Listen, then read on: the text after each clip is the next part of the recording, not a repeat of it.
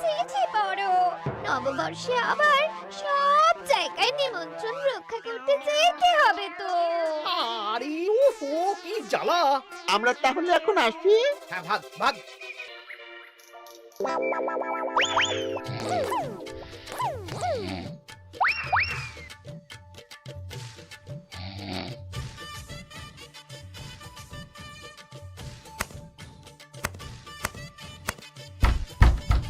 কে রে?